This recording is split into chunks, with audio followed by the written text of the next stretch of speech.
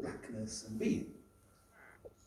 Each of the figures in the book, some of them are well known, like Malcolm X or Frantz Fanon, others less well known, like a person called Matthew Henson, who was the first person to reach the North Pole in 1909, didn't get credit.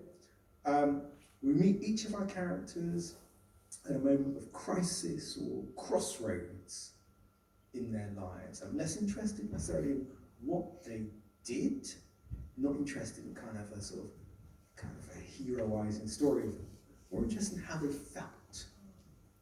Toni Morrison talks about the ways that black people are often the objects of history rather than the subjects of history.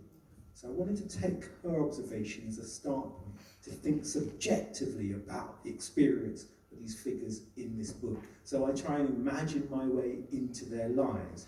I try and see how they see. I try and walk the path that they walked, which means I have to construct and speculate about how they might feel. So within the bounds of non-fiction, I allow myself to imagine how they orient themselves in a world that is often hostile to their presence.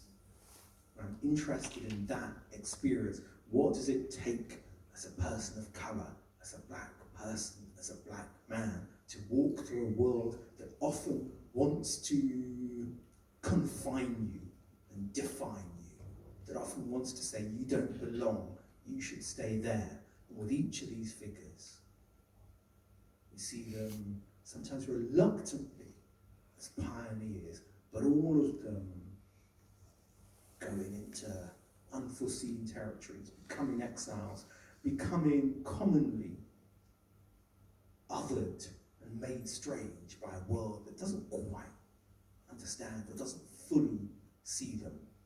The goal of the book in that respect is to see them, is to try and bring them alive, is to honour some sense of black aliveness. I love that answer. And it's interesting that you describe it as non-fiction as well. In publishing, what we always try to do is categorise books. And I don't necessarily feel that this neatly fits into non-fiction. It is non-fiction, but it's kind of historical fiction. It's a beautiful blend of history and fiction. And you are spotting the gaps and you are filling the gaps with imagination, as you beautifully said. I'm really interested in knowing kind of two things. First off, how did you settle on who to focus on, right? We go from the early 19th century to kind of 20th century. Like, how did you pick these figures that are so kind of broad? Maybe we'll start there and then I'll follow up with a second question. Yeah, so, I mean, the five figures of the book, we begin, as you said, in the early 19th century with a black Shakespearean actor called Ira Aldridge, who was the first black person on the London stage, was the first black person to play Othello, because historically every other black person to play Othello had been a white person in blackface makeup. We move through these different figures: Matthew Henson, polar explorer, Frantz Fanon, Malcolm X, Justin Fashanu, who some people might know, the first gay black footballer. So diverse people in different places, different times. The thing that unites them is the experience that they encounter of being othered, of being made strange, of, in some respect, ending up in exile condition. With Malcolm X, Malcolm X is not an unknown figure, but I was very interested in a specific week of Malcolm X's life after he breaks from the Nation of Islam. Malcolm X, he goes to Mecca, he finds himself in Islam, but after that, he actually kept travelling. So I was interested in Malcolm X in 1964 in Ghana. So he goes to Ghana for a week. He's very interested in what version of Malcolm we find there, full of hope to some extent for how he might reinvent his life, but also burdened by an understanding that having broken from the people he's been closest to for the last decade or more of his life, he both has to reinvent himself in the consciousness that they also want to kill him. So,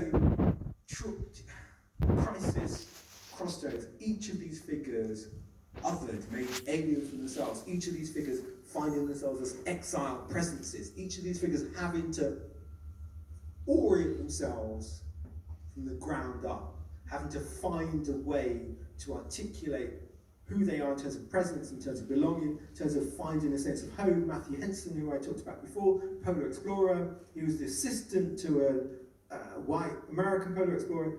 In the end, they go backwards and forwards to the North Pole for 2 decades. He ends up being more comfortable in Greenland, in the North Pole, than he does in Jim Crow era America. All of these figures trying to find themselves, and this is the thing that unites them.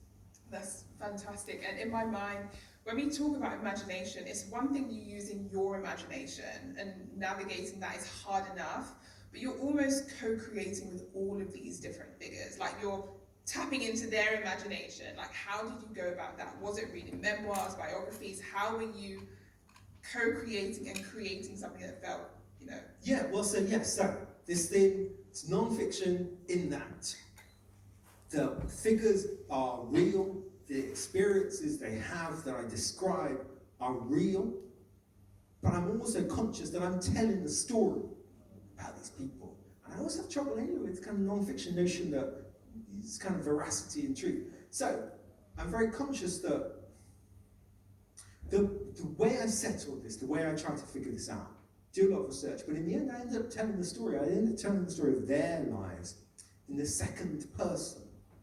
So we do not describe these figures as he, male figures, we do not describe them as he. I do not describe them as I. They are you. So all the way through the book, you are reading about you. This for me was a way of trying to think in and outside of their lives simultaneously. W.B. Du Bois, the great scholar of race, African-American scholar of race, coined the term, about 100 years ago now, coined the term double consciousness. Double consciousness for Du Bois, he described it as the peculiar sensation of living physically within but psychologically outside white society. In a way, all of these figures are experiencing, encountering constantly this state of double consciousness, this sense of being looked at the entire time, even as they're also looking out. So you, that framing, that perspective, the second person, becomes a way also then to describe the experience of double consciousness, this sense of being physically within, but also standing outside at the same time. It makes us as the reader complicit in that process, but hopefully brings us closer to the duality of their lived experience. And sorry, just one final thing. Also, I'm in the book as well. In as much as in between each of these stories about these figures, there's also a set of other essays which are really about me, kind of exploring and thinking more broadly about blackness and being. Thank you so much. I've got a few more general questions, then we're going to open it up. So if any of you have questions, please start thinking about them. Or kind of expanded upon it, it just worked because I believed in it and had authenticity and integrity in the storytelling. That's incredible. And if anyone's writing a book, that is exactly the way you write a book. You don't kind of think about readers or try to over-explain, and you don't try to, what would I say, curtail your imagination to fit a certain box. You just tell the story, and then you treat publishing as something completely separate. So wonderful. Ekow, what would you say? What's the question? Yeah, I've been listening to this. I don't even know the question. I think it was. Imagination. Yeah, go for it. So I think I was interested in, like, when you start with imagination, you're able to kind of, there are no limitations, right? You're able to do absolutely everything. So how does that kind of freedom kind of feed into your... Yeah, I mean, I think I started the book somewhat out of frustration because there are lots of books that take being black and being male as a kind of fixed proposition. Do you know, if you look at bookstores, you look at Amazon, there are all sorts of books saying, that's a black man, let's do this, do that. I wanted to start with a question mark. I wanted to start with an openness. I wanted to start with an unknowing about what does it feel like to encounter the world, in this case, as a black man? What does it feel like to negotiate space to articulate being with all its fragility and complexity and potential of richness. I wanted to start with a blank page rather than an assumption about who we are, how we live. Others already do that. I felt that the task was to begin in a radical unknowing, which means I had to build the world of these figures that I write about from scratch. A lot of time. When I was writing the first chapter about our old age, I had to live in Regency London for some time. I had to live in the Arctic Circle for a while. I had to live in 80s Nottingham because Justin Fashanu ends up being managed by Brian Clough, who's the great manager of his period, who was unsympathetic to the idea of having a black gay footballer on his team. I had to imagine my way into these different worlds, and then I had to construct those worlds from the ground up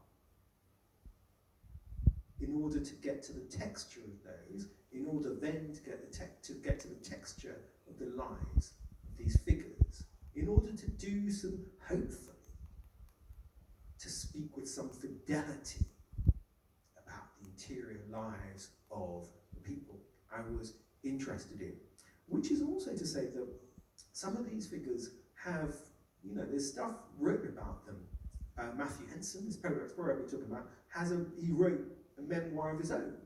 But what I was struck by was how much it didn't include about his own life, about his own feelings. I was struck by how bare bones it was. And so I wanted to fill in much of the space that I felt had gone unaddressed in the space again. It's not what people do, it's how they feel in that doing. This seemed to me the task. I love that, and it's really interesting when you think about things that we want to do, or maybe books we want to publish. I'm really interested even in the question of like permission. So say for example, you have these stories, there is a gap. Who gave you permission to fill in that gap? I'm interested to know. Well, that's good. There are two answers to that thing. There's one, the legal thing, which is really true. They're all dead, so that's a great deal. But also, and it's a really good question, because yes, no one gives me permission to do that. The role of the writer is to do that. One of the things I encountered, and it sort of comes up again with a number of these characters, R.R. Aldrich, Matthew Henson, what happens when, historically speaking anyway, especially the further back you go in time, when black people write their own stories, Oluwado Equiano I'm thinking about, for instance, who's also in the book, when black people write their own stories, there's a questioning that takes place about whether they really did write their own stories.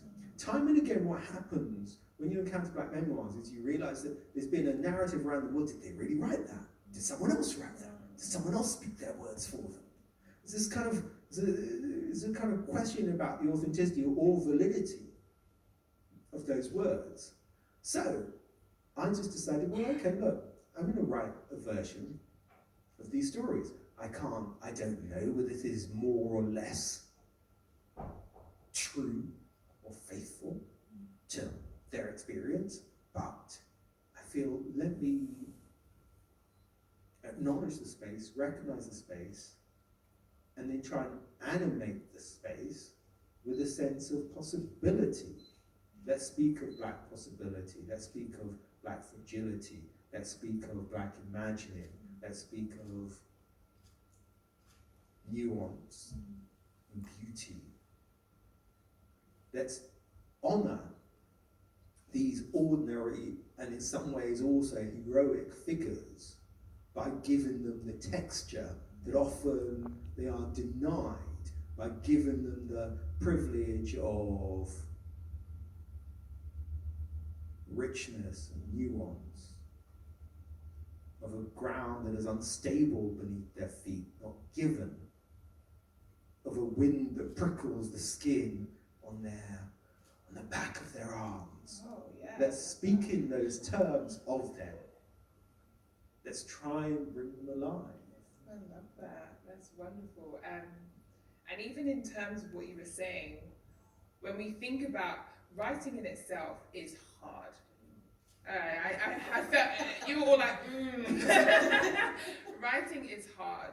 A lot of the themes that you all explore is kind of hard. The beauty of imagination is that it gives us space to flesh out our experiences and space for joy. I would like space for more than hard. I would love to know kind of, even when you think about Person Unlimited and when you were approaching it, like how did you enable yourself to kind of find joy within all these kind of potentially like difficult stories that you were exploring as well? I think because I was in a good place from beginning to picked up, but it was a joyful experience because it was like a situationship but bad love, you know, it's young love and it's kind of, you know, coming of age, and it was fun. It was really enjoyable to write. The rest of you was different because it was in the pandemic, and again, I would say the permission, I gave it to myself because it was a story that I think I have been thinking a lot about. This idea of going through a trauma, we all, you know these traumatic stories or a story of getting through trauma. I wanted to focus on what happens after. What happens after the trauma? What happens after you, or when you're trying to get to the other side? You're not hitting it, you're actually trying to just get right, you know, on the other side and find yourself again. I wanted to explore that, and I think prior to I think I started writing in beginning of 2020, just before the pandemic really hit. I was thinking about it, and I thought, I don't think I would have been ready